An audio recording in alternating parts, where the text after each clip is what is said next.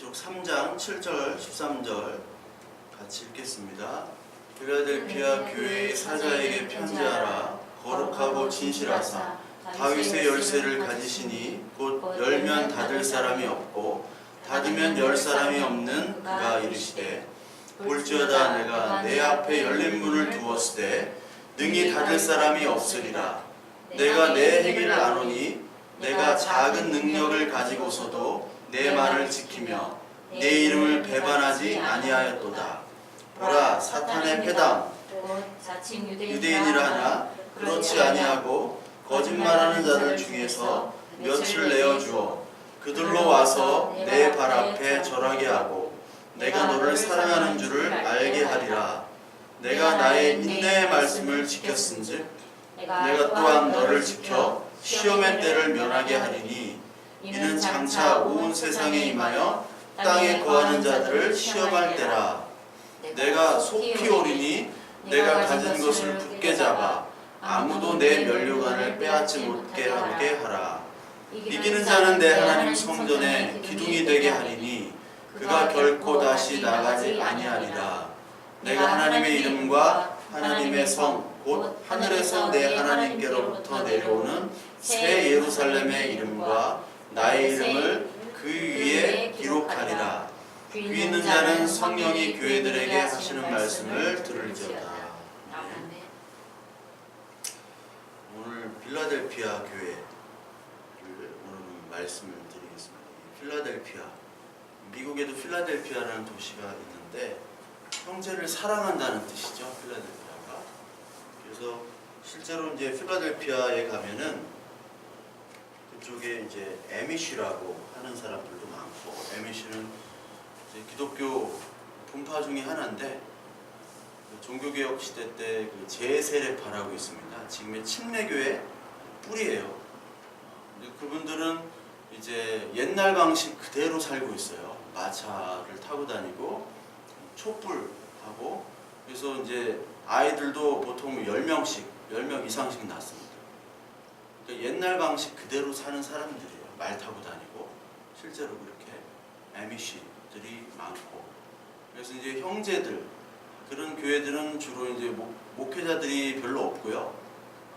형제들끼리 모여서 그냥 형제 자매로 부르고 예배를 할 경우가 굉장히 많습니다. 그런 에미쉬들이 있는, 그래서 그 형제를 사랑한다라는 말을 뜻을 지닌 게 바로 필라델피아거든요. 필레오 해가지고, 필레오가 사랑한다는 뜻이잖아요. 아가페, 에로스, 필레오 뭐 그런 뜻이 있잖아요. 그래서 뭐 아가페는 뭐 정신적인 사랑이, 에로스는 육체적인 사랑이고, 필레오는 뭐 친구 간의 뭐 사랑이다. 그런데 그거 다 아니에요. 사실은 성경에서는 그게 다 교우적으로 쓰였습니다. 다 그냥 사랑이란 뜻이지 그걸 뭐 남녀 간의 사랑을 에로스로 하고 그렇지 않아요. 성경이 실제적으로 누가 그렇게 잘못 퍼뜨렸는지 모르겠지만 다 이렇게도 쓰고 저렇게도 쓰고 막 써요. 이렇게. 그렇듯이 이제 필라델피아라는 게 이제 형제 사랑인데, 그렇듯이 여기 필라델피아는 그 하나님의 말씀이 책망이 없죠. 책망이 없는 교회가 이제 서머나 교회랑 필라델피아 교회인데, 그 필라델피아 교회에게 지금 예수 그리스도께서 얘기를 하시는데, 여기 거룩하고 진실하사 다윗의 열쇠를 가지시니 열면 닫을 사람이 없고 닫으면 열 사람이 없는 그가 이르시되라는 말이 나옵니다. 뭐 다윗의 열쇠를 가지시니 거룩하고 진실하다, 이분은 뭐 예수 그리스도밖에 없다는 것을 여러분들 다 아시겠죠. 근데 이 표현이 어디서 나왔냐면요, 이사야서에서 나오는 표현이에요. 이사야서. 그래서 여러분 성경 읽으실 때도 요즘에는 성경 프로그램들이 아니라 인터넷에서도 인터넷 뭐 성경 그 사이트들이 있어요. 그래서 이런 다윗의 열쇠, 뭐 열면 닫을 사람이 없고, 이걸 검색하면 그 성경 구절이 쫙 뜹니다. 그래서 이렇게 보시면 아주 좋습니다. 그래서 이사야서 22장 22절을 한번 보시면요, 22장 22절 외우기도 참 쉽죠. 외우기 쉬운 22장 22절에 보면은 여기 15절부터 보면은 샘나가 나오고, 그리고 여기에 힐기야의 아들 엘리야김이라는 이 두 사람이 나와요. 셈나, 엘리야김. 근데 셈나라는 사람은 여기 16절, 22장 16절에 보면은 너를 위하여 묘시를 팠고 자기를 위하여 모시를 팠고 반석에 자기를 위하여 처소를 쪼아내었도다.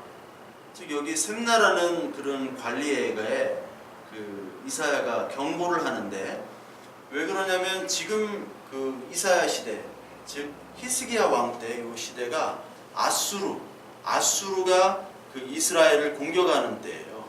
그러니까 남유다를 공격하고 포위할 때 그렇게 나라가 풍전등화에 놓여 있는데도 불구하고 관리라는 이 셈나라는 사람은 지금 자기를 위해서 묘를 파고 그리고 자기를 위해 처소를 이렇게 만들고 있는 거예요.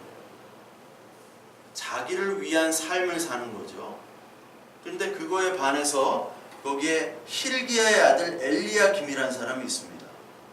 그래, 그때 힐기야의 아들 엘리야김을 불러서 22장 21절 22절에 보니까 내 옷을 그에게 입히며 내 띠를 그에게 띄워 힘있게 하고 내 정권을 그의 손에 맡기리니 그가 예루살렘 주민과 유다의 집에 아버지가 될 것이며, 22절 내가 또 다윗의 집의 열쇠를 그의 어깨에 두리니 그가 열면 닫을 자가 없겠고 닫으면 열 자가 없으리라. 여기 나오죠? 22절에. 이게 너의 그 셈나가 가지고 있는 모든 그 정권 힘들을 내가 대신 힐기야 아들 엘리야김 너에게 주겠다라고 얘기를 해요. 그래서 이 엘리야김이라는 인물이 성경에서 두 명이 나옵니다. 엘리야김이 하나는 오늘 나온 이 힐기야의 아들이 엘리야김이고요. 두 번째는 요시야의 아들이라고 해서, 요시야가 왕이죠. 요시야 왕의 아들이 엘리야김이에요. 엘리야김인데 이게 이제 이름이 바뀌죠. 여호아김으로. 김씨가 많아요. 여호아김. 그래서 여호아스, 여호아긴, 시드기야, 이렇게 왕이 나와요. 시드기야가 맨 마지막 왕이거든요. 시드기야가 맨 마지막이고, 북이스라엘은 이제 호세아 왕이 가장 마지막 왕이고, 히스기야 왕 때 북이스라엘은 멸망을 해요. 그래서 이 엘리야김이 바로 여호아김이 되는 거예요. 이 두 명이 똑같은 이름입니다. 그런데 이 두 번째가 아니라 오늘 말한 건 힐기야의 아들, 그러니까 왕이 아니에요. 왕이 아니라 힐기야의 아들한테 셈나가 가지고 있는 것들을 다 너한테 주겠다라고 하면서 열쇠를 얘기하세요. 열쇠라는 게 어떻게 보면은 여기 많이 나오는데, 우리가 계시록으로 다시 넘어가셔서 계시록 1장을 보시면 1장 18절에 보면 곧 살아있는 자라 내가 전에 죽었었노라 볼지어다 이제 세세토록 살아있어 사망과 음부의 열쇠를 가졌노라 라고 나오죠. 사망과 음부의 열쇠. 열쇠는 문을 따고 뭐 잠그고 하는 거잖아요. 자물쇠를. 사망과 음부의 열쇠를 예수 그리스도가 가지고 있대요. 그런데 여기 9장에도 또 나와요. 사망과 음부의 열쇠가 계속 나옵니다. 9장 1절에 보니까 여기 그가 무저갱의 열쇠를 받았더라. 무저갱. 그리고 20장 1절에도 똑같이 나옵니다. 내가 봄에 천사가 무저갱의 열쇠와 큰 쇠사슬을 그의 손에 가지고 하늘로부터 내려와서, 그러니까 이게 무저갱의 열쇠가 계속 나와요. 근데 동시에 마태복음 16장 18절에 베드로에게 천국 열쇠를 너에게 맡긴다라는 말씀도 하시죠. 열쇠가 두 개가 있는 거예요. 천국 열쇠와 무저갱의 열쇠. 무저갱은 뭐 그냥 깊은 구덩이라고 알고 계시잖아요. 그러니까 빠져나올 수 없는 심판의 그런 지옥의 구덩이라고 생각하시면 됩니다. 그러니까 하나님께서 그 열쇠를 다 가지고 계시는 거죠. 그 예수 그리스도로 말미암아 예수 그리스도가 그 열쇠의 주인공이에요. 그래서 여기 나오는 것처럼 그 열쇠를 가지고 닫고 열 수 있는 사람이 누구밖에 없다? 다윗밖에 없다. 그 다윗은 바로 예수 그리스도를 나타내는 것이죠. 그것을 바로 이 엘리야김 통해서 이사야서 22장 22절의 말씀을 그대로 인용한 겁니다. 그래서 성경에서는 계속해서 그 많은 인물들을 예수 그리스도의 예표로 등장을 시키잖아요. 그렇죠? 그래서 여러분 이사야서 45장을 한번 볼까요? 이사야서 45장 다시 한번 45장 1절을 한번 볼게요. 1절 이사야서 45장 1절을 보시면요, 여호와께서 그의 기름 부음을 받은 고레스에게 이같이 말씀하시되 내가 그의 오른손을 붙들고 그 앞에 열국을 항복하게 하며 내가 왕들의 허리를 풀어 그 앞에 문들을 열고 성문들이 닫지 못하게 하리라 라는 말이 나옵니다. 그 페르시아에서 가장 위대한 왕이 첫 번째 왕인 고레스예요. 그러니까 역사적으로는 키루스라고 그러죠. 키루스 왕이 가장 훌륭한 왕입니다. 이 고레스를 갖다가 하나님께서는 뭐로 칭하시냐면 메시아라는 말을 쓰세요. 메시아. 여기 1절 그의 기름 부음을 받은, 그러니까 메시아라는 뜻이 뭡니까? 기름 부음을 받은 자잖아요. 그러니까 메시아예요. 고레스가 뭘 했냐면 포로를 귀환시켜. 포로. 70년간의 포로. 근데 고레스는 이스라엘 사람도 아니고 페르시아 왕이잖아요. 그 유대인들이 그 바벨론에게 포로로 끌려갔죠. 그리고 바벨론이 누구한테 멸망을 하냐면 페르시아한테 멸망을 하잖아요. 그러니까 고레스가 바벨론을 멸망을 시키고 이제 그 다시 이스라엘을 이제 다스렸던 사람인데, 그 사람이 다시 포로를 귀환시킨 사람이에요.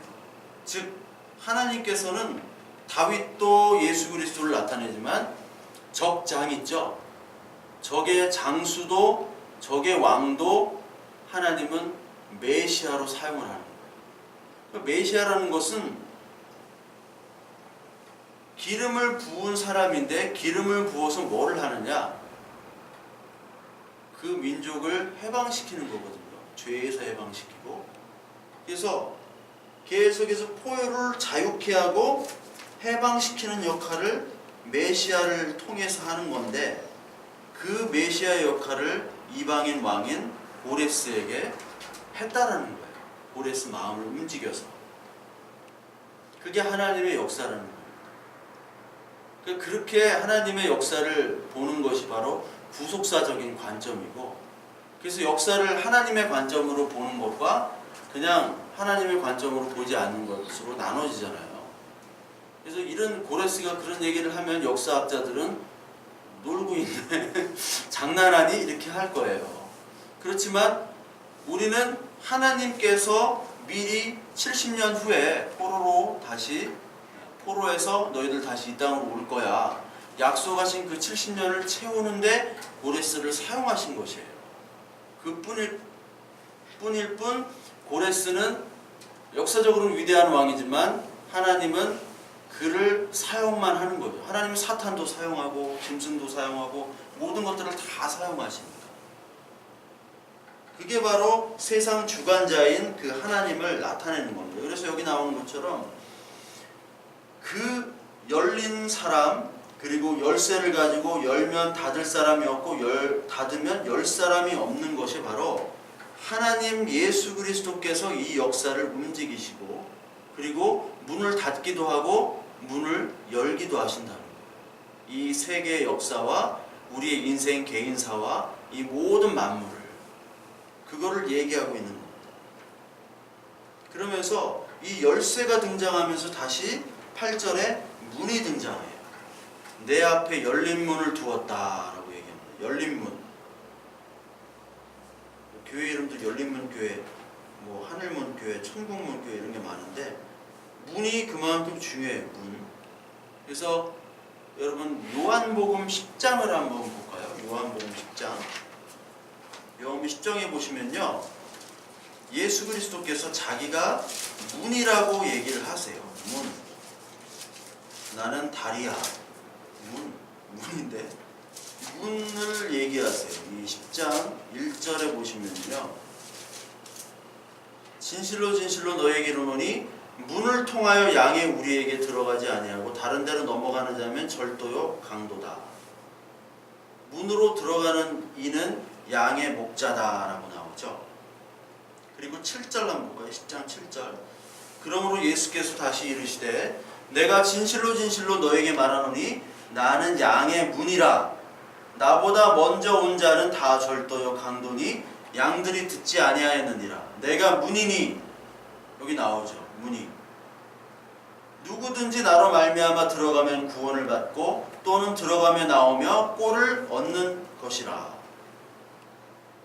문은 바로 예수 그리스도를 상징하고 문으로 들어가야지만이 하나님 나라로 들어가는, 성전으로 들어가는. 그러니까 담을 넘어서는 하나님 나라로 들어갈 수 없다라는 거예요. 그러니까 유일한 구원의 통로, 하나님 나라의 통로는 예수 그리스도라는 것을 이야기를 하시면서 내가 문이다 라고 얘기하십니다. 그래서 성막에, 증거막에 문이 몇 개 있습니까? 성막 지을 때 문이 몇 개 있죠? 한 개. 예, 한 개 있죠. 한 개가 어느 쪽에 있어요? 동서남북에 있을 때? 예? 남쪽이요? 동쪽에 있죠. 동쪽에. 동쪽. 응? 동쪽에 한 개가 있어요. 제 이름 아니에요 이게. 동쪽에 딱 한 개가 있는 거냐, 문이라는 건. 동쪽에 한 개, 그쪽으로만 들어가야 돼요. 담을 넘을 수가 없는 거예요. 이 문이라는 건.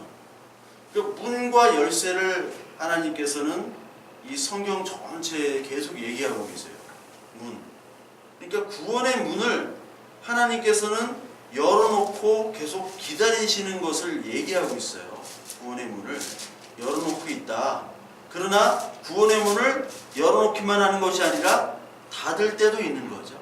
구원의 문을 닫을 때도 있고 열을 때도 있습니다.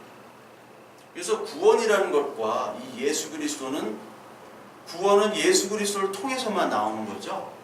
그렇기 때문에 그 신학교에 가면은 뭐 신론이다, 구원론이다, 기독론이다, 그런 교리 신학들을 배우는데, 구원론이라는 거는 뭐와 불가분의 관계냐면 예수 그리스도는 누구신가라는 기독론과 불가분의 관계. 그러니까 어떻게 구원을 얻느냐? 아니, 예수 그리스도가 누구신가?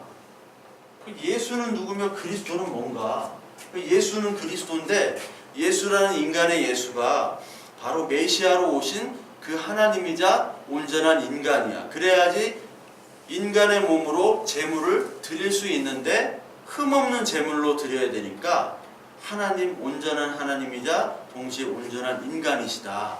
이게 고백이 되어져야 되는 거예요.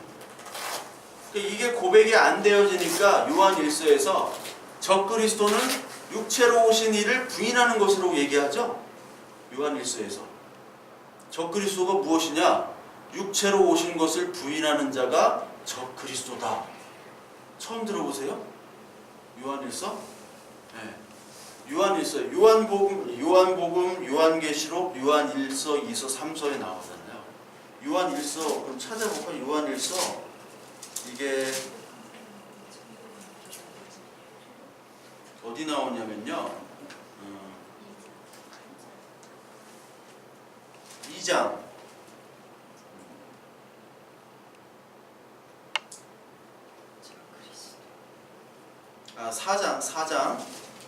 4장 1절부터 2절까지 한번 볼까요? 사랑하는 자들아, 영을 다 믿지 말고 오직 영들이 하나님께 속하였나 분별하라. 많은 거짓 선지자가 세상에 나왔습니다. 이로써 너희가 하나님의 영을 알지니 곧 예수 그리스도께서 육체로 오신 것을 시인하는 영마다 하나님께 속한 것이요. 이게 나오죠. 육체로 오신 것을 시인하는 것. 이때 영지주의에 많은 분파들이 있는데 거기에 육체로 오신 것을 부인하는 그런 분파들이 있었어요. 이게 가연설이라고 해가지고 예수님은 하나님이기 때문에 육체로 오셔서 뭐 배가 고프거나 뭐 죽거나 아픔을 느끼거나 그럴 수 없다. 대신 십자가에서 그냥 아픔을 느낀 척하고 하신 것이다. 이게 이제 가연설, 도케티즘이라고 하는 얘기인데, 그런 것들을 얘기하면 예수 그리스도의 대속물로 주어진 인간의 역할이 사라지게 되는 거죠. 그래서 예수 그리스도께서는 오셔가지고 예수님이 세례를 받으셨잖아요. 죄인들만 세례를 받으시는 거고, 그리고 먹고 마시고 같이 이 세상에 있다는 것 자체가 바로 육체의 죄인이 되신 거예요. 육체로. 그걸 이제 부인하는 것들이 바로 영지주의 분파들이거든요. 그래서 이것들을 부인하는 자, 예수 그리스도의 구원 사역을 희미하게 하는 것을 적그리스도로 얘기를 하는 거예요. 그러니까 많은 예수긴 예수인데 어떤 예수를 믿느냐, 하나님이긴 하나님인데 어떤 하나님을 믿느냐, 이게 기독론이고 이게 구원론이고 이게 정말 어떤 문이냐, 양의 문이냐 아니면 뭐 염소의 문이냐, 어떤 문으로 들어가느냐. 그래서 많은 사람들은 넓은 문을 가잖아요. 넓은 문으로 갑니다. 많은 사람들은 넓고 크고 좁고 사람이 많은 곳으로 갑니다. 그러나 예수 그리스도께서는 분명히 좁은 문으로 가라고 하셨어요. 예수 그리스도가 있는 곳은 좁은 문밖에 될 수가 없어요. 그 진리의 양의 문은 그 문을 통해서만 들어가야지 구원을 얻는다 하고 얘기하시는 분이 바로 여기 문인데, 그 문이 바로 열려있는 상태에서 열린 문. 근데 문은 이제 열기도 하고 닫기도 하잖아요. 열기도 하고 닫기도 하는 그 문인데, 그 문을 오늘 하나님께서 열어놓고 계신다 라고 얘기해요. 열어놓고 계신다. 그게 계시록 21장에 나옵니다. 계시록 21장에 한번 볼까요?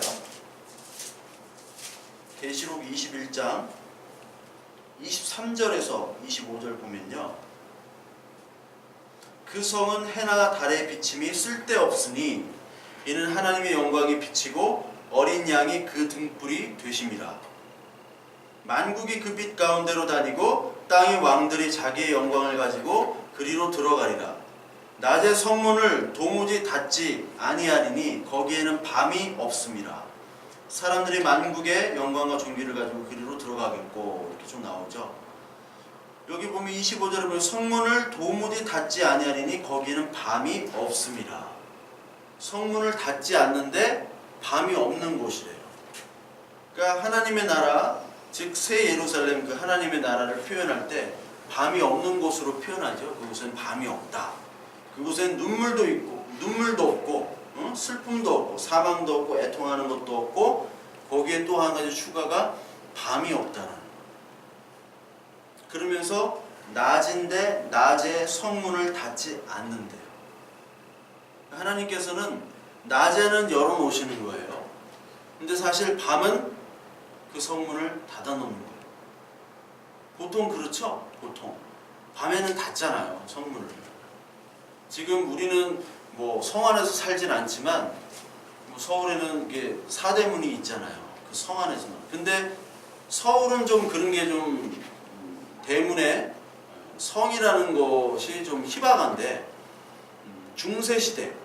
중세시대는 봉건 시대이기 때문에 성 안에, 성이 있으면 성 안에 모든 도시가 여기에 있는 거예요. 성 안에. 그래서 그 성이 가장 많이 있는 데가 지금의 유럽의 독일입니다. 독일. 왜냐하면 독일이 성이 많을 수밖에 없었던 이유는, 독일이 통일이 언제가 되냐면, 언제 통일이 됐던 것 같아요? 도이치 공화국이 언제 통일? 통일이 언제 됐냐면 1870년에 됐어요. 독일이란 나라가 1870년에 생긴 나라입니다. 독일이란 나라가. 그러니까 그 전까지는 나라가 없었어요. 오스트리아에 조금 있었고, 오스트리아가 가장 큰 나라, 오스트리아 헝가리 제국 합스부르크 왕조라고 들어보셨죠? 인문학 강의 그거. 네. 합스부르크. 네. 합스부르크는 얼마나 큰 나라면 헝가리, 오스트리아, 그리고 네덜란드, 스페인, 독일까지 다 그 왕가에서 거느리고 있었어요. 그러니까 스페인하고 독일하고 오스트리아를 왔다 갔다, 네덜란드도 구경했다가 다 그 지배했던 나라거든요. 왕가예요. 그러니까 프랑스의 그 그 부르봉관과랑 합스부르크, 이게 이제 양대 산맥이에요. 부르봉이랑 합스부르크. 1870년대에 이 통일이 된 거예요. 이태리는 1871년도에 가리발디에 의해서. 이때부터 이제 비스마르크라고 들어보시죠? 비스마르크 시대. 그 전까지는 다 도시 국가예요. 도시 국가. 그러니까 봉건 시대는 도시끼리 싸우는 거예요. 도시끼리 이 성 안에 영주가 여기로 쳐들어가는 거예요. 그래서 여기 먹으면 이렇게 내 성이 되는 거고. 성문을 굳게 잠굽니다. 성문을. 잠그고 전투를 하는, 성 밖에는 아무것도 없어요. 성 안에 시장도 있고 뭐 주택가도 있고 다 성 안에 있어요. 그러니까 성의 개념이 중세시대 사람들은 딱 오는 거예요. 이게 문을 닫고 열고 하는 거예요. 적들이 침입할 때는 문을 다 닫아요. 그리고 적들이 없을 때는 문을 열고. 그게 확실하거든요. 근데 여기 나오는 것처럼 이 새하늘과 새 땅에 하나님 나라의 성, 그 성막, 이 성이 바로 교회를 얘기하는 거고 예수 그리스도를 상징하는 건데, 거기는 늘 열려 있는 거죠. 열려 있는. 그러나 닫힐 때도 있다. 여기 요한복음 9장에 그 말씀이 나와요. 요한복음 9장. 요한복음 9장 4절에서 5절 한번 볼게요. 요한복음 9장 4절에서 5절 보면, 때가 아직 낮음에 나를 보내신 이의 일을 우리가 하여야 하리라. 밤이 오리니 그때는 아무도 일할 수 없느니라. 내가 세상에 있는 동안에는 세상의 빛이로다. 예수 그리스도께서 내가 낮에만 일하고 이제 밤이 올 때는 아무도 일할 수 없대요. 그때는 밤이. 왜요? 성문이 닫히기 때문에 일을 할 수가 없는 거예요. 전도를 할 수가 없고 복음을 선포할 수 없습니다.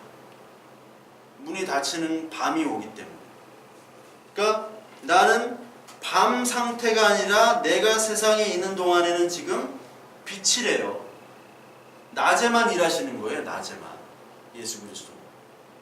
낮에만 일하시고 낮과 빛을 경험하고 그 낮과 빛 안에서 돌아다니는 사람이 바로 하나님의 자녀입니다. 근데 밤에만 돌아다니는 사람은 이제 하나님의 자녀가 아닌 어둠의 자식들 있죠? 어둠의 자식들. 이게 바로 애굽이에요. 애굽. 여러분 그 애굽에 임한 어둠이 있죠? 어둠이 임했잖아요. 재앙 중에. 어둠이 임하고 장자가 다 죽고. 그 다음에 홍해로 이스라엘 백성이 지나갈 때 세례를 받습니다. 그렇죠? 그걸 세례라고 그랬죠? 고린도전서 10장 1절부터 3절까지. 그런데 세례를 받고 딱 지나갔을 때 애굽의 군사들이 쫓아오잖아요. 홍해의 문이 열린 거예요. 세례의 문, 천국의 문이 열린 겁니다. 이게 닫혀있던 것이. 그런데 애굽의 군사들이 올 때는 이게 다시 닫히게 되는 거예요. 그러니까 하나님 나라의 이 천국 문이 열립니다. 우리에게는 열려요. 조건이, 인간적인 조건은 똑같아요. 그들도 죄인, 우리도 죄인. 그러나 하나님의 택한 사람들은 낮에 문에 들어갈 수 있는 거죠. 근데 하나님의 택한 자가 아닌 경우에는 들어가고 싶어도 문이 닫혀 있어서 들어가지 못하는 상태. 그 들어갔다가는 죽는 거죠. 들어갔다가. 무적행의 문이에요. 무적행의 문. 여기는 밝잖아요. 우리는 낮이잖아요. 저기 무적행의 문. 여기 무적행의 문이 지금 열려 있네요. 닫혀 있어야 되는데. 예. 여기 들어가면 이제 무적행의 문이 되는 거죠. 여기 있는 분은 웃는데 예. 무적행의 문인데 불을 꺼놔가지고 그 말씀을 이렇게 하시는 거예요. 이 비유로. 그리고 이제 빌라델피아에게 또 어떤 칭찬을 하시냐면, 여기 내가 작은 능력을 가지고 내 말을 지켰다라는 말씀을 하세요. 그게 10절에도 나오는데, 내가 나의 인내의 말씀을 지켰다. 인내의 말씀을 지켰다. 그러면서 작은 능력을 얘기해서 작은 능력. 작은 능력. 그 작은 능력과 큰 능력이 있는데, 우리가 흔히 알기로 야 뭐 미천이 이 정도밖에 안 됐는데 이렇게 해서 이거를 잘 관리를 해서 크게 부풀렸다 하는 게 그 작은 능력이 아니에요. 여기서 말하는 작은 능력은 아예 능력이 없는 상태를 얘기해요. 능력이 없는 상태. 그래서 성경을 한번 볼까요? 성경에 마태복음 11장 한번 볼게요. 마태복음 11장. 마태복음 11장 11절. 내가 진실로 진실로 너에게 말하노니 여자가 낳은 자 중에 세례요한보다 큰 이가 일어남이 없도다. 그러나 천국에서는 극히 작은 자라도 그보다 크니라. 극히 작은 자. 이건 뭐 극히 작은 자가 아예 보이지도 않는 그런 자를 얘기하는 거예요. 그리고 마가복음 4장을 한번 볼까요? 마가복음 4장을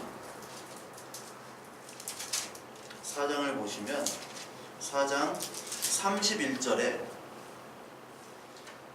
겨자씨 한 알과 같으니 땅에 심길 때에는 땅 위의 모든 씨보다 작은 것이로되 삼킨 후에는 자라서 모든 풀보다 커지며 큰 가지를 내나니 공중의 새들이 그 그늘에 깃들일 만큼 되느니라. 씨 중에 가장 작은 씨가 겨자씨인데 그 겨자씨가 커져서 되는 것이 바로 천국의 비유를 얘기하시잖아요. 그 천국이란 하나님 나라는 어떻게 오느냐? 정말 아무도 모르게 아무도 알 수 없는 그 겨자씨만한 그 가장 작은 것이 큰 나무 그늘, 큰 가지 나무가 된다는 거죠. 가지가 있는 나무가. 그 비밀. 근데 겨자씨가 볼펜 찍은 것보다 작다고 그래요. 볼펜 찍은 것보다. 근데 뭐 이스라엘에서 뭐 거기 다녀온 뭐 목사님들이 겨자씨를 많이 가져온다고 해가지고 왔는데 전문가들한테 물어보니까 이거 가짜를 팔아가지고 가져온다고 하더라고요. 겨자씨는 더 작다고 하더라고요. 볼펜을 종이에다 딱 찍으면 그거보다 작대요. 겨자씨. 눈에 보이지 않을 정도. 그 자금이 바로 이 자금이에요. 그래서 누가복음 9장에도 똑같이 나옵니다. 누가복음 9장에는 진짜 작은 자들이 나와요. 작은 자는 바로 아이들이죠. 아이들. 여기 보니까 그들에게 이르시되 누구든지 내 이름으로 이런 어린아이를 영접하면 곧 나를 영접하며 또 누구든지 나를 영접하면 곧 나를 보내신 이를 영접함이라. 너희 모든 사람 중에 가장 작은 그가 큰 자니라. 가장 작은 자가 큰 자래요. 그래서 이스라엘 백성을 그 세상 사람들 특히 이집트는 흙먼지라고 얘기했어요. 하피로 해가지고 먼지는 이제 사라지는 존재, 작은 존재거든요. 사라지는 존재, 즉 아무 능력이 없는 겁니다. 우리가 흙으로 만들었잖아요, 우리 인간을. 근데 그 흙에 그 코에다가 하나님께서 생기를 주시죠. 그래서 루아흐라는 그 생기를 딱 루아흐라는 말을 쓰면서 생기가 그거거든요. 호흡을 주신 거예요. 이 코에다가 호흡 생기를 주시니까 그게 사람이 됐습니다. 근데 호흡 생기가 없으면은 흙먼지고 아무것도 아닌 무능의 상태예요. 무능의 상태. 아무 쓸모없는 인간이에요. 그러니까 어떻게 보면은 이 세상에서 가장 무기력하고 무존재고 후 불면 날아가는 존재가 바로 인간이에요. 근데 그 인간에게 호흡을 주셔서 생명과 하나님의 자녀로 만들어 주셨는데 그렇게 만들어 놓으니까 이 인간이 기고만장해가지고 하나님처럼 행동을 하는 거죠. 자기 하나님인 양 자신의 인생을 비교하고 우월의식을 느끼고 또 어떤 사람 열등의식을 느끼고. 그런데 너는 아무것도 아닌 무능의 존재야 라고 표현하는 게 바로 겨자씨고 그리고 어린아이고 과부고 고아고 그런 사람들입니다. 세리고 창기고 죄인입니다. 그걸 얘기하셨어요. 그러니까 가장 능력이 없는 자가 누구냐? 예수 그리스도께서 만난 사람들이 가장 능력이 없는 자들이에요. 그들과 함께 마시고 먹으면서 그들에게 얘기하시잖아요. 니들이 바리새인의 의보다 더 크지 않으면 하나님 나라를 갈 수가 없다. 우리는 못 가겠네요? 아니야, 너희들은 갈 수 있어. 겨자씨처럼 작으면 가고 어린아이처럼 그렇게 어리석고 바보 같으면 갈 수 있어. 근데 가장 큰 자, 가장 능력 있는 자는 바리새인, 서기관, 왕들 아니에요. 귀족들. 그거에 비해 가장 무능력한 바보 같은 사람들이 바로 노예, 여자, 어린아이, 고아 이런 사람들이 바로 가장 능력이 없는 작은 자입니다. 그래서 서머너 교회, 빌라델피아 교회 이 교회들이 칭찬을 받았는데 가장 가난하고 작은 교회라고 얘기하시잖아요. 그렇다고 뭐 규모가 작은 교회라고 좋고 큰 교회라고 뭐 나쁘고 그런 건 아닙니다. 이 작다 크다라는 그런 크기를 얘기하는 것이 아니라 그가 얼마나 하나님 없이는 살 수 없는 자인지의 그 고백이에요. 작은 자는 아무것도 자기가 할 수가 없어요. 그 과부 여인이 엘리야에게 그 먹을 거 주고 먹을 거 주면 죽잖아요. 그런데 먹을 거를 주잖아요. 뭐 이래 주구나 저래 주구나. 그렇게 이래 주구나 저래 주구나 하는 사람의 그 심정, 그 상태가 가장 가난한 상태예요. 헬라어로 푸토코스라는 말을 썼는데 가장 가난한 상태, 그 상태에서 하나님이 일하시는 거거든요. 그래서 지금도 어떻게 보면은 교회에서는 부유하고 능력 있음을 얘기하죠. 교회에서 부유해지고 능력 있는 것을 하나님의 은혜로 얘기를 합니다. 그런데 그 얘기를 들으면서도 어떻게 보면 좀 씁쓸할 때가 있죠. 오늘 이 시간에도 예배를 하고 싶고 정말 하고 싶지만 차비가 없어서 못 오는 분들도 있을 거예요. 그리고 난방도 안 되는 쪽방에서 성경을 보고 하나님의 은혜를 찾는데 아무도 사람이 찾지 않는 그런 사람들도 있을 겁니다. 쪽방이 얼마나 막 얼음이 얼어요. 저도 여기 교회 부엌에 얼음이 얼었더라고요. 냄비에 물에 얼음이 얼었어. 근데 놀랐어요 아까. 아니 그렇게 추웠나? 아니 춥긴 추운데 교회가 이 지경이 어떻게 저쪽에 있을 때는 얼음까지는 안 얼었는데 여기는 얼음이 뭐 바닥도 난방도 없고 하니까. 그런데 그렇긴 한데 지금도 그렇게 정말 무능력하고 바보 같은 사람들이 있어요. 너 왜 그렇게 사니? 뭐 그렇게 살면 뭐 천국 가니? 놀림과 조롱을 받으면서 하나님만을 앙망하며 사모하는 사람들이 있습니다. 가난하고 못 살고 업신여기면서. 근데 그런 자를 하나님께서는 정말 귀하게 여기시고 그런 자를 하나님은 가장 작은 능력으로 칭찬하시는 거예요. 너의 작은 능력. 작은 능력은 능력이 조금 있다는 게 아니라 너는 완전 무능한 자야. 그 인정하고 그거를 고백하는 사람입니다. 그렇게 볼 때는 우리가 너무나 많은 능력을 가진 사람들이에요. 다른 사람에 비해서는 내가 무슨 많은 능력을 가졌어요. 난 아무것도 없고 정말 사람들이 나를 업신여길 만큼 돈도 없고 명예도 없고 뭐 힘도 없고 뭐 그렇다고 복 받은 것도 없고 건강도 없는데 여기서 어떻게 더 낮아져요. 할 수 있지만 어떻게 보면 더 낮아져야 될 부분들이 너무너무나 많은 것 같아요. 저를 보더라도 많은 사람들을 보더라도 아예 무능의 단계까지도 한 번은 우리가 가야 될 필요도 있어요.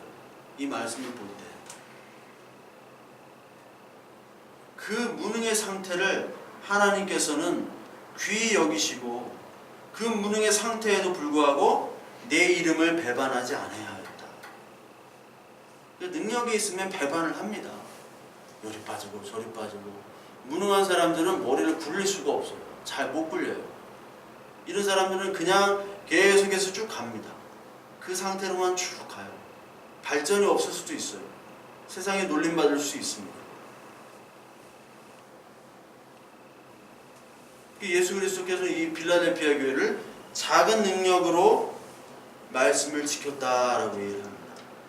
그러면서 이 9절에서 사단의 회당 자칭 유대인을 또 얘기하면서 그 유대인들이 너의 작은 능력을 통해서 배반하지 않고 끝까지 내 말을 지키니까 네 발 앞에서 절하게 될 줄을 네가 알 것이다 라고 얘기해요. 네 발 앞에서 절하게 된대요. 절하게 된다. 인내의 말씀을 지킨 자들은 절하는 자. 것들이 온다는 거. 이게 뭐 이사야서에도 그런 말씀이 많이 있고 시편에도 그런 것들이 많이 있습니다. 막 이방들이 와서 너희 이스라엘에게 다 무릎을 꿇고 절할 것이다. 그런 표현들이 예언서, 선지서들에게 굉장히 많아요. 그런데 여기 그 유대인들이 이제 사단의 회당이라고 그러죠. 사탄의 회당. 사탄의 회당이라는 것은 그 유대인들이 예수 그리스도께서 율법의 완성으로 오셨는데 그것을 부인하는 사람들이잖아요. 그러니까 사탄의 회당으로 묘사를 한 거고, 예수 그리스도를 거짓 증거하는 게 바로 이 사단의 회당이죠.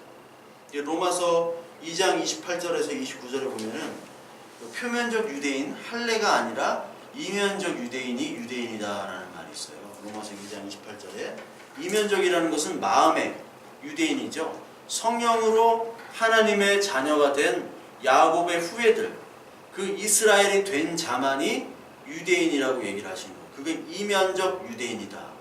그러니까 속 안이 유대인이어야 되지, 너희들이 할례를 하고 뭐 안식일을 지키고 뭐 제사를 지킨다고 해서 유대인들이 아니야 라고 얘기를 하시는 거죠.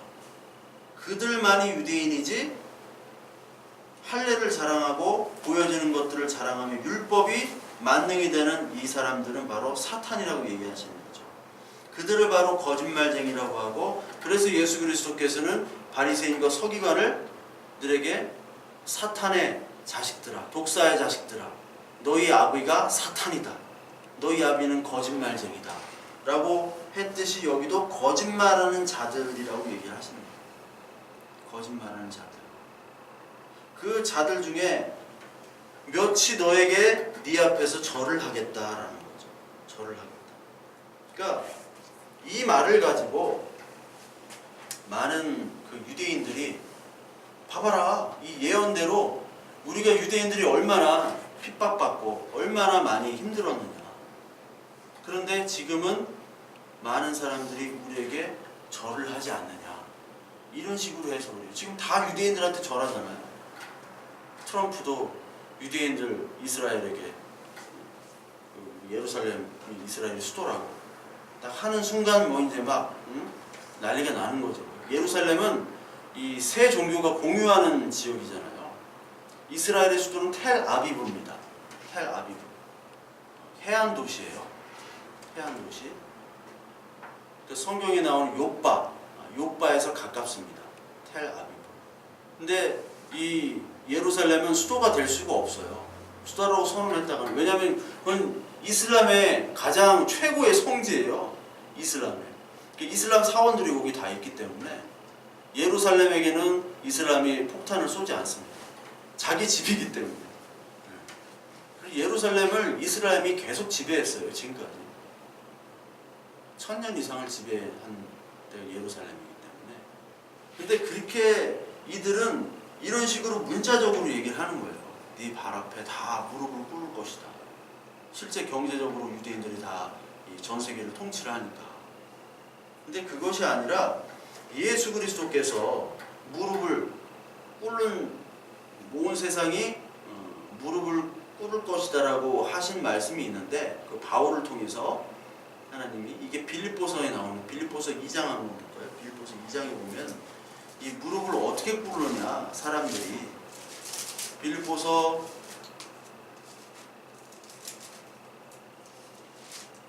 2장 5절부터 보면, 너희 안에 이 마음을 품으라 곧 그리스도 예수의 마음이니 그는 근본 하나님의 본체시나 하나님과 동등됨을 취할 것으로 여기지 아니하시고 오히려 자기를 비워 종의 형체를 가지사 사람들과 같이 되셨고 사람의 모양으로 나타나사 자기를 낮추시고 죽기까지 복종하셨으니 곧 십자가에 죽으시므라. 이러므로 하나님이 그를 지극히 높여 모든 이름 위에 뛰어난 이름을 주사 하늘에 있는 자들과 땅에 있는 자들과 땅 아래에 있는 자들로 모든 무릎을 예수의 이름에 꿇게 하시고 모든 입으로 예수 그리스도를 주라 시인하여 하나님 아버지께 영광을 돌리게 하셨느니라. 모든 이 세상 사람들이 예수 이름에 무릎을 꿇게 하신 능력은 바로 십자가죠. 십자가. 예수 그리스도께서 십자가에 죽으셨을 때 백부장이 예수 그리스도를 하나님의 아들이라고 고백을 하죠. 예수를. 십자가에 만약에 죽지 않으시고 딱 내려와가지고 다 죽인 다음에 뭐 이렇게 다시 내가 다 이론으로 올라가서 이렇게 흉내내고 하면은 안 믿었을 겁니다. 그러니까 이 예수 그리스도의 하나님 나라의 능력은 십자가의 죽으심의 능력일 때 무릎을 꿇게 되는 거예요. 마찬가지로 초대교회 때 얼마나 많은 순교자들이 있었어요.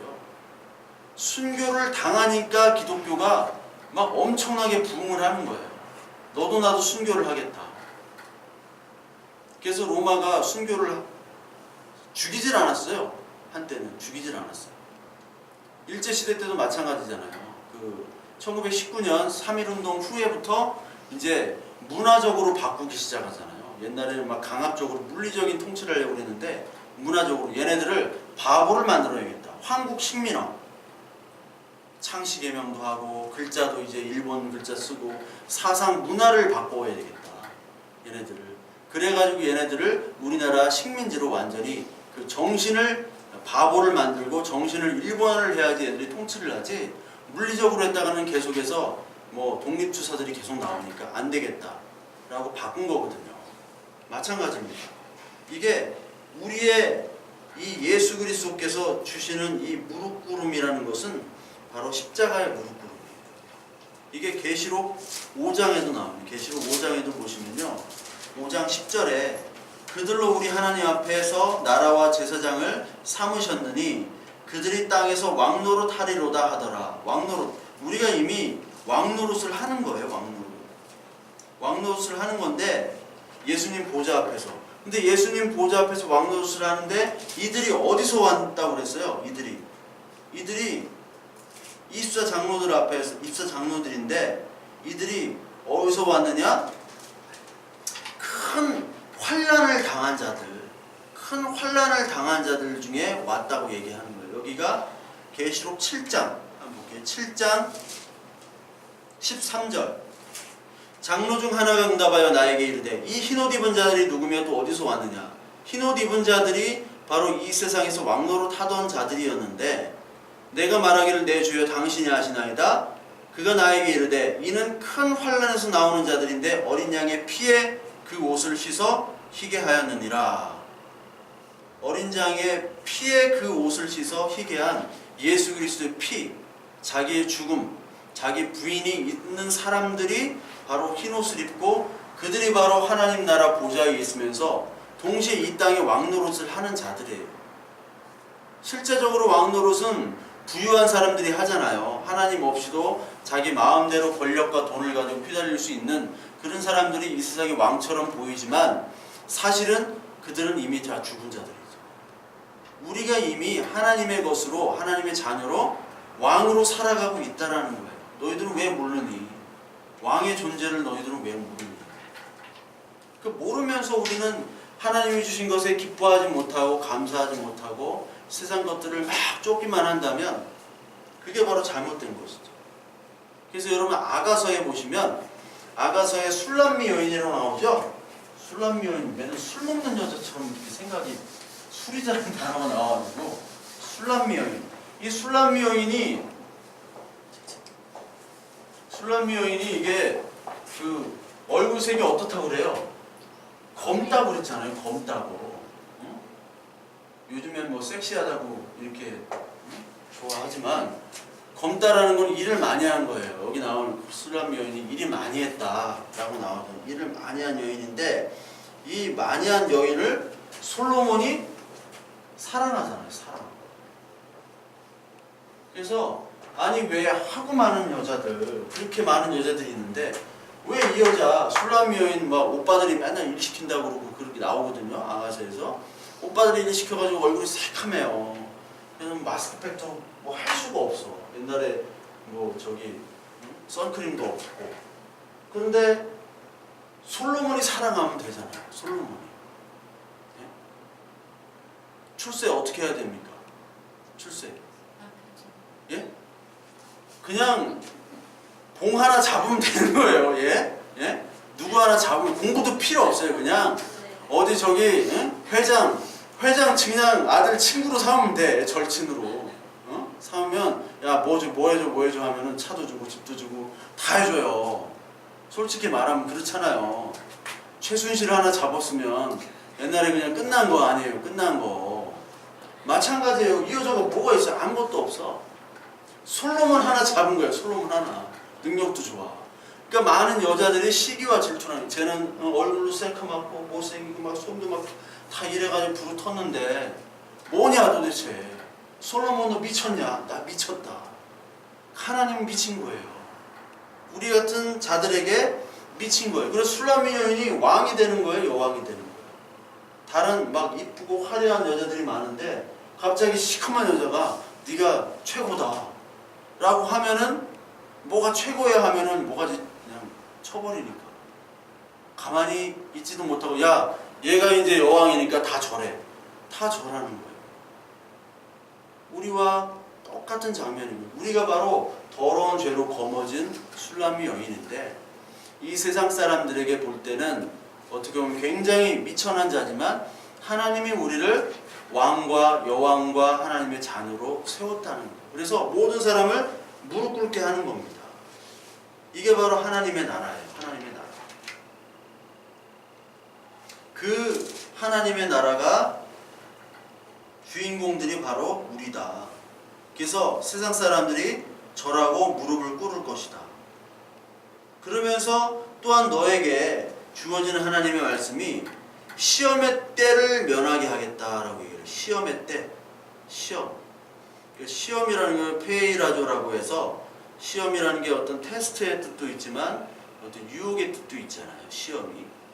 그래서 그 고린도전서 3장 13절에 보면 각 사람의 공적이 나타날진대 그날의 공적이 밝히리니 이는 불로 나타내고 그 불이 각 사람의 공적이 어떠한 것을 시험할 것임이라. 하나님의 날에는 하나님이 분명히 불로 시험한다고 그래요. 그래서 지푸라기, 나무 이런 것들은 다 타고요. 금은 타지 않잖아요.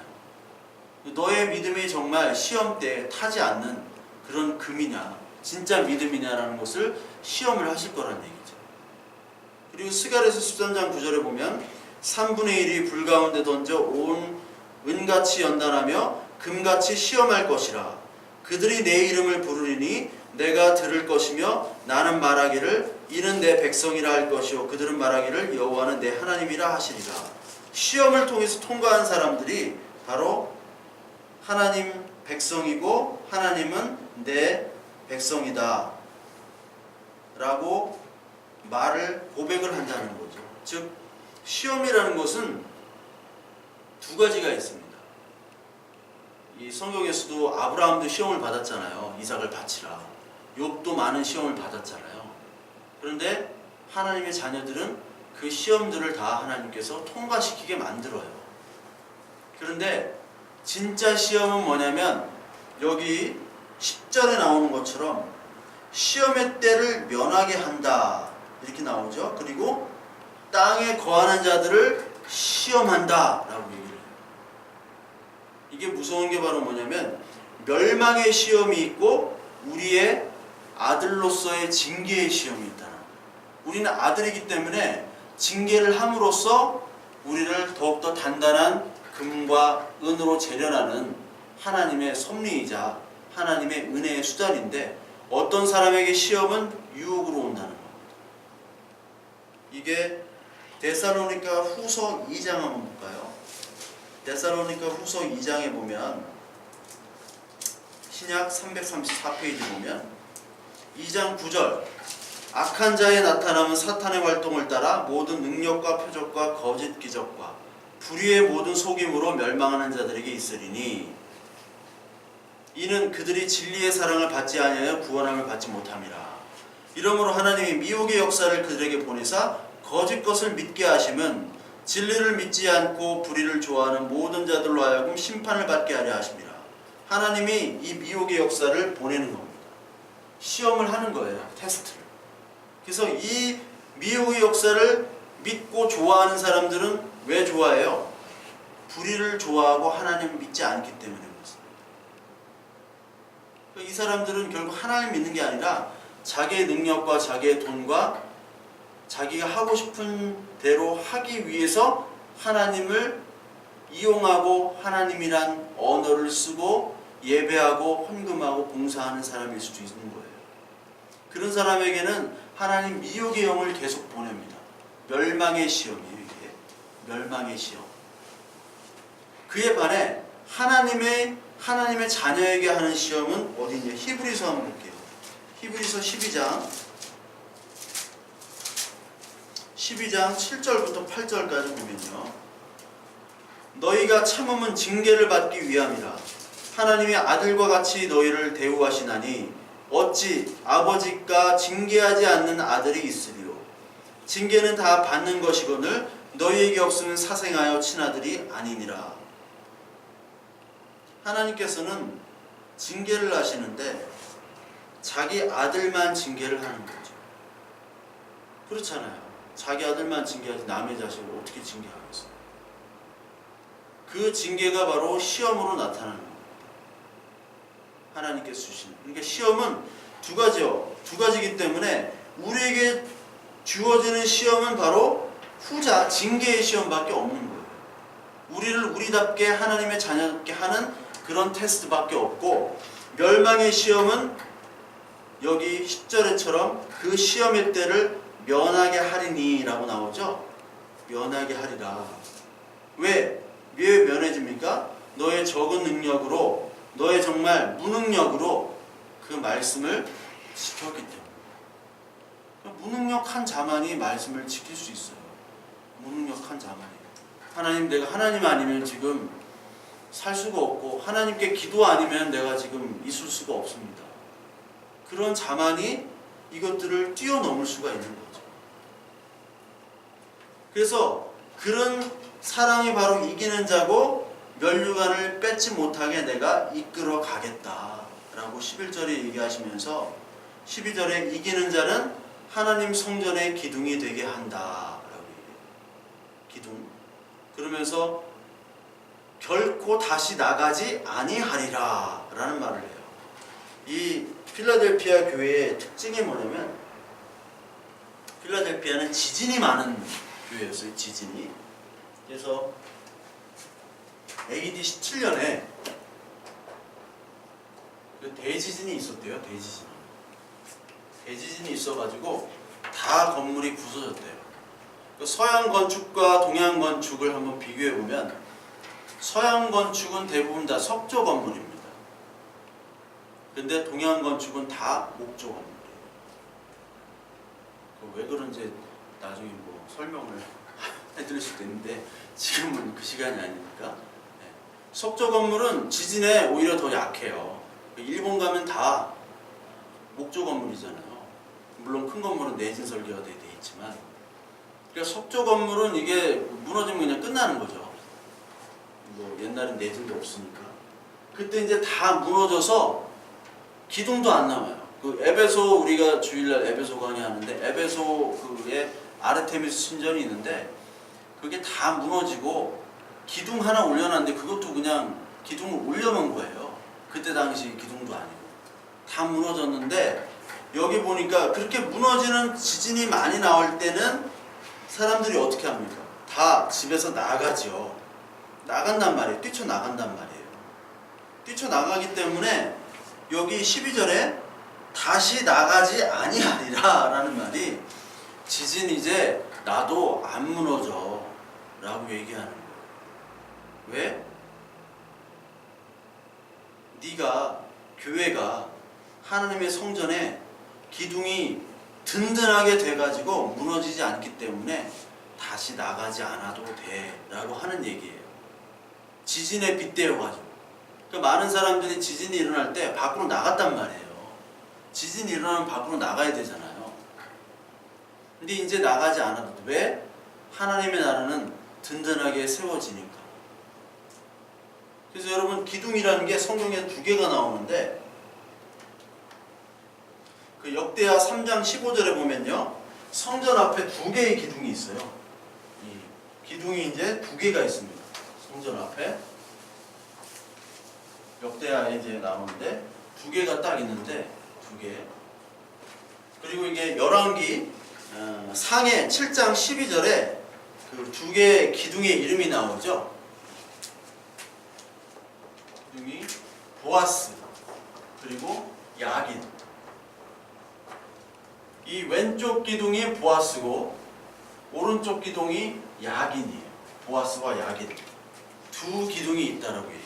그러니까 그 보아스라는 거는 이제 요새란 뜻이고 야긴은 그가 세웠다라는 그 말이에요.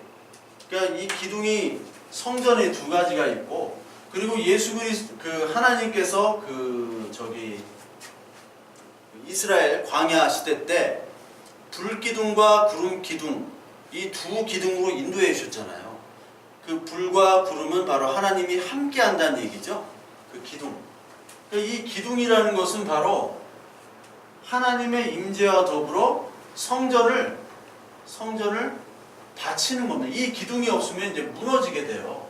이 기둥. 근데 이 기둥을 바로 누가 되게 하느냐? 이기는 교회를 기둥으로 하겠다. 너희들이 무너지지 않겠다. 다시는 이 기둥이 나아가지 않겠다라고 얘기를 해요. 기둥에 딱 붙어 있어서. 실제로 여러분 그 영국 박물관에 가면 대형 박물관이라고 하는데 그건 너무 제국주의 같으니까 영국 박물관이라고 하는 게 이제 맞는데 영국 박물관에 가면 유물들을 다 어떻게 하냐면 이런 시멘트 벽에다 다 붙여놨어요. 못 가져가게. 기둥에다가 다 발라놓고.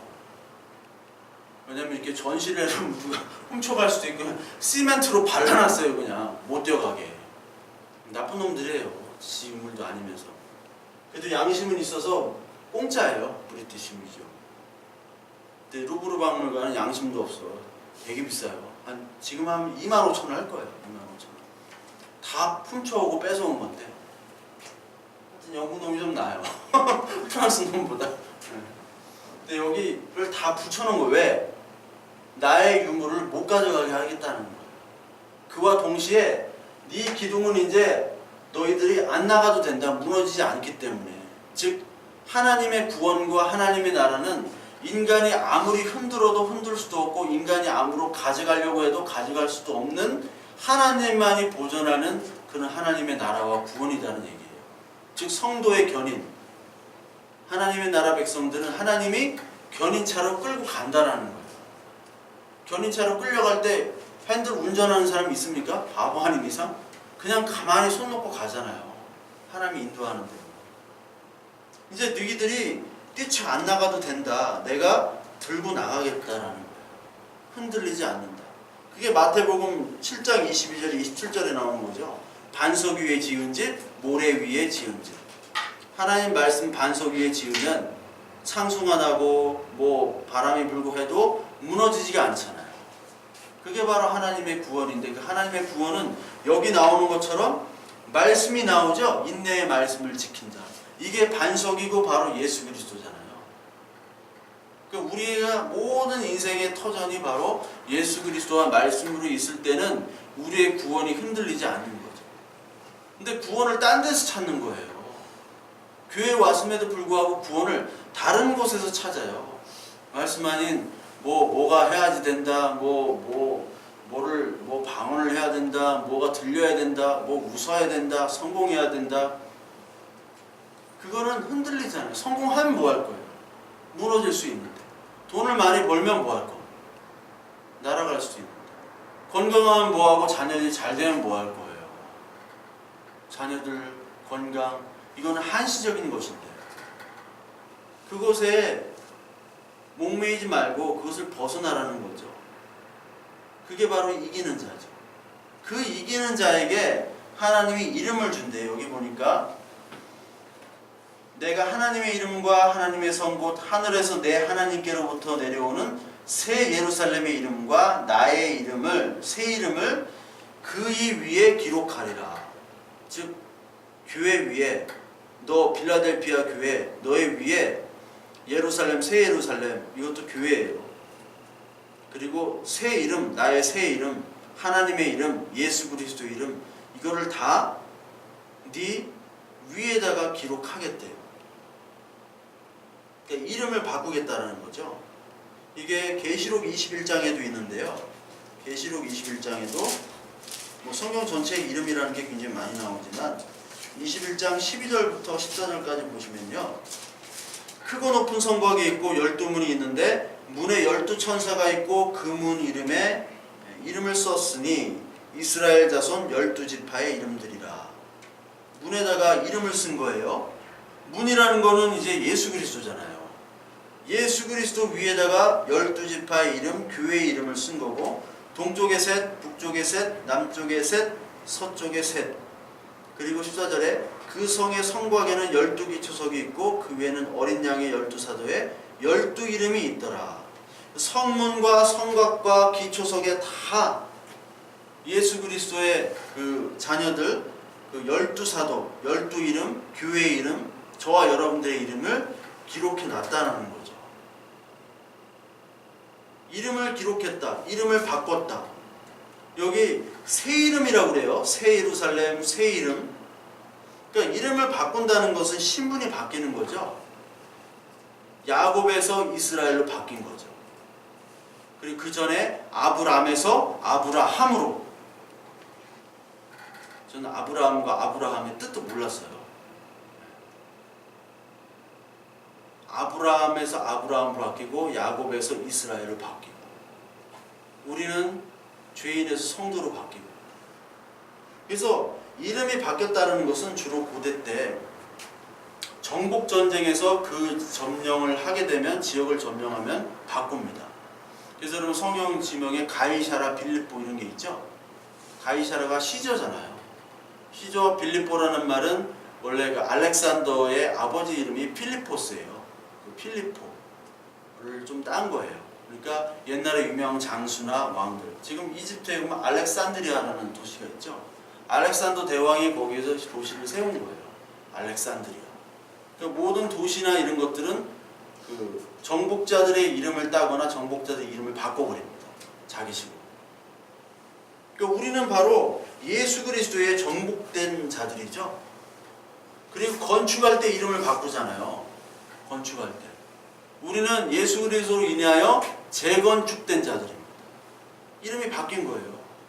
그리고 우리 예수 그리스도와 결혼한 자죠. 결혼하면 서양에서는 남편 성을 따죠. 남편 성으로 바꿔요. 미세스 누구누구.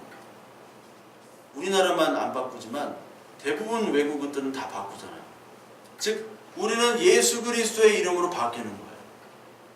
거기에 12지파 가나안 땅 성읍들이 이제 다 바뀌는 장면들이 있는데 뭐가 나오냐면 에스겔서 48장에 여호와 삼마라는 단어가 나와요. 여호와 삼마. 많이 들어보셨죠? 여호와 삼마. 뭐 여호와 라파, 여호와 기독교 뭐 다단계 하시는 뭐 의학 다단계를 여호와 라파더라고요. 좋은 거는 다 갖다 이렇게 치료의 하나님. 48장 35절에 보시면 맨 마지막에 에스겔서 맨 마지막 절. 여기 예루살렘에 막 성읍들이 다 나오고 35절 그 사방의 합계는 18,000척이라 그날 후로는 그 성읍의 이름을 여호와 삼마라 하더라. 그날 후로는 우리가 예수 그리스도를 믿고 난 다음 후로는 우리는 이제 우리의 이름을 살지만 그 후로는 다른 이름 여호와 삼마. 여호와 삼마의 뜻이 뭐냐면 하나님이 영원히 함께한다. 하나님 여호와께서 거기에 영원히 계신다라는 말이에요. 즉 임마누엘과 같은 겁니다. 임마누엘. 성읍이 완전히 바뀌는 거예요. 그냥 예루살렘이었는데 예루살렘이 아니라 여호와 삼마야. 예루살렘이 아니라 이제 여호와 삼마로 해야 돼 라고 말씀하시는 거예요. 이 각 지파의 이 가나안 땅들, 예루살렘의 모든 땅들이. 그리고 이사야서 62장 한번 볼까요? 이사야서 62장. 62장에 보면요, 62장 4절 다시는 너를 버림받은 자라 부르지 아니하며 다시는 내 땅을 황무지라 부르지 아니하고. 버림받은 자, 황무지. 넌 아무것도 아니야. 넌 황무지야. 쓸모없어. 쓸모없는 인간이야. 그게 아니라 오직 너를 헵시바라 하며 내 땅을 뷸라라 하리니 이는 여호와께서 너를 기뻐하실 것이며 내 땅이 결혼한 것처럼 될 것임이라. 여기 헵시바라는 뜻이 내 기쁨이 그곳에 있다라는 거예요. 그에게 있고 그곳에 있다라는 거예요. 그리고 여기 뷸라라는 말이 있죠. 뷸라. 불렀다는 말이 아니라 여기 결혼한 사람, 결혼하다, 결혼한 여자, 결혼을 뜻하는 거예요. 즉 너희가 결혼을 안 했을 때, 기쁨이 없을 때, 그때는 버림받는 황무지죠. 황무지. 호레비들 황무지 같잖아요. 제가 황무지 같잖아. 머리도 황무지 같고 광야잖아요. 막 철 비워가지고. 근데 여기에 결혼을 하게 되면 기쁨과 이제 하나님이 함께하는 그런 기쁨이 넘치는 결혼이 있다는, 예수 그리스도와 함께의 결혼. 이름이 바뀌는 거죠. 이스라엘 얼마나 황무지예요. 이거 아무것도 순종하는 것도 없고, 하나님을 섬긴다고 하면 이방을 섬겼고, 포로로 끌려가니까 예루살렘이 다 황무지가 됐지만, 그 황무지, 그 시온이 이제 헵시바와 뷸라가 되는 거죠. 새 이름으로 바뀐다. 빌라델피아에게 이기는 자들은 그 말씀을 붙잡았기 때문에, 정말 무능력한 사람들로 이루어졌지만 말씀을 붙잡았기 때문에 너희들의 이름을 이제 내 이름으로 바꿔줄게. 그 이름이 하나가 되는 거예요. 그 하나님의 이름과 교회의 이름과 예수 그리스도 이름이 하나의 이름으로 너의 몸에 내가 새겨줄게 라고 얘기하시는 거고, 이제 신분이 바뀌니까 그 신분에 맞게 이제 너도 살아라. 계속 그 작은 능력으로 그 말씀에 순종하며 살으라는 오늘 빌라델피아를 향한 하나님의 말씀입니다. 저와 여러분들에게도 이 말씀을 하고 계시는 거죠. 너희들은 과연 무슨 능력을 쫓으려고 하냐? 미약한, 무능력한 그런 말씀의 능력을 쫓으려고 하냐? 아니면은 너는 다른 능력들, 다른 조건들을 너희들은 찾고 있느냐? 그리고 내가 바꾸게 해준 그 이름을 너희들은 믿고 그 이름대로 너희들은 살아가려고 하는가? 저와 여러분들에게 오늘 이 2018년이 끝나가는 이 12월 달에 하나님께서 하시는 말씀입니다. 이런 말씀을 따라서 우리가 정말 무능력한, 아주 미약한 그런 능력이지만 그 능력으로 하나님의 말씀을 끝까지 지키는, 그리하여 이기는 자가 되고, 그리고 그 이름이 우리에게 기록되는 그런 기쁨과 축복을 저와 여러분들이 누리시는 또 한 해 되기를 간절히 소망합니다. 우리 잠시 기도하고 마치겠습니다.